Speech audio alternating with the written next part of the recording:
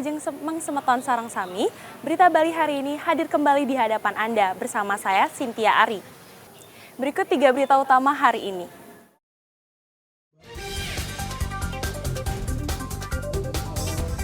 Paiketan atau Persatuan Puri Sebali mendukung rencana pembangunan Bandara Internasional Bali Utara.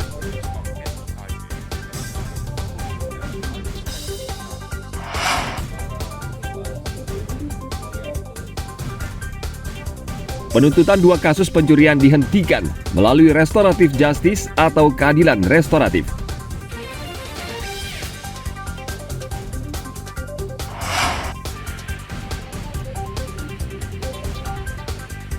Ikuti keseruan pertunjukan laser di objek wisata Jatiluwih, Tabanan.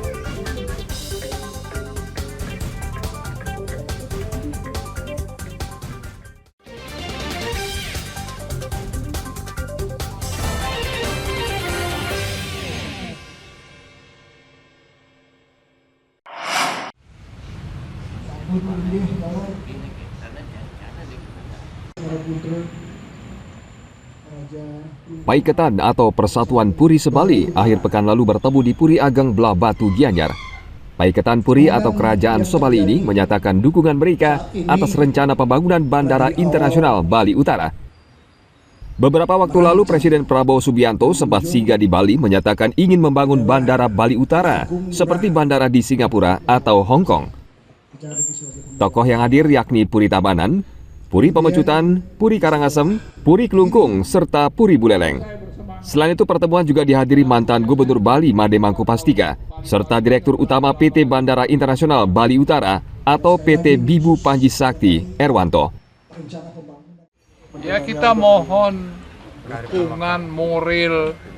Beliau-beliau ini kan punya tanggung jawab moral kepada Bali ini. Kita mohon restunya, kita mohon doanya, kita mohon dukungannya. Itu ya kita juga ingin meyakinkan bahwa tidak akan merusak adat, budaya, agama kita yang ada di Bali. Rencana pembangunan Bandara Bali Utara menurut para tokoh ini akan mengurangi beban Bandara Ngurah Rai dan membuka lapangan kerja bagi masyarakat Bali. Meski demikian, mereka berharap pembangunan bandara tidak menggusur situs bersejarah atau keramat di Bali Utara. Ya, menyambut baik ada rencana pembangunan Bandara Bali Utara. Kemudian tetap mengharapkan bahwa pembangunan Bandara Bali Utara itu tidak akan mengganggu atau mempengaruhi adat dan budaya, pelaksanaan adat dan budaya kita yang sudah berjalan sekian ratus tahun di Bali. Jadi itu. Dan tidak ada penggusuran pura, tidak ada bandara itu adat dipakai alasan masuk ke bandara. Seperti tadi supaya pariwisata itu adalah untuk budaya, bukan budaya untuk pariwisata. Jadi itu yang paling kami akan awasi.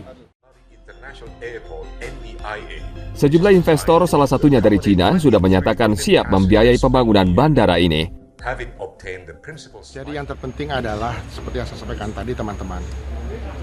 Ini luar biasa bahwa pihak Cina bersepakat dengan kami, kayak kami tanda tangani MOU di Kedutaan Besar Republik Indonesia di Beijing, disaksikan oleh kedutaan, nggak ada hadir Pak.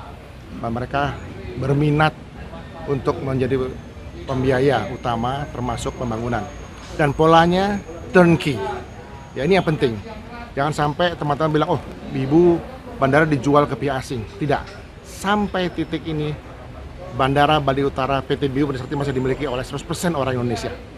Jadi ini adalah pinjaman dengan pola turnkey. Setelah selesai nanti kita akan bayar. Itu berapa nilainya Pak? 3 miliar US dollar. Kurang lebih sekitar 50 triliun rupiah kalau dirupiahkan. Pembangunan Bandara Internasional Bali Utara akan dimulai pada tahun 2027 dengan mereklamasi Laut Kubu Tambahan Buleleng. Pembangunan bandara ini menjadi prioritas Presiden Prabowo Subianto meski tak lagi masuk program strategis nasional. Tim Liputan melaporkan dari Kabupaten Gianyar.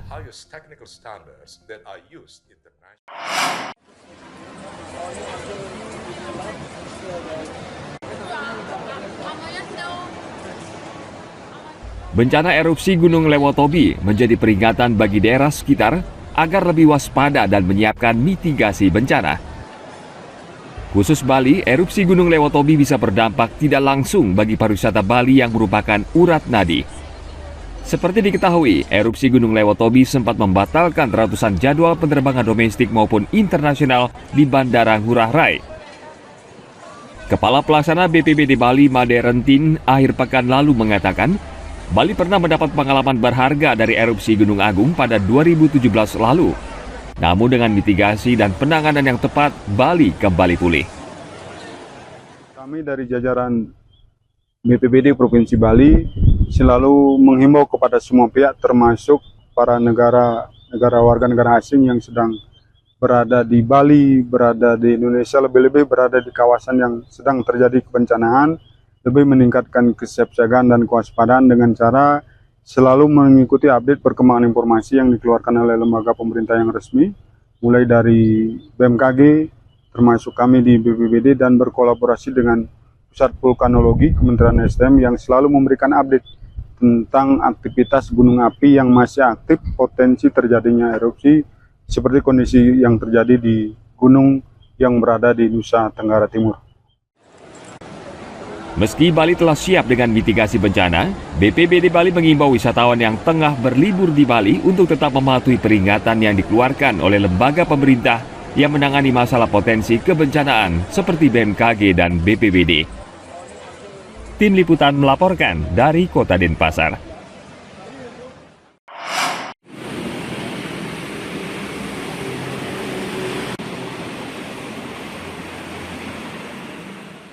Kejaksaan Negeri Jembrana menghentikan 2 kasus pencurian melalui restoratif justice atau keadilan restoratif.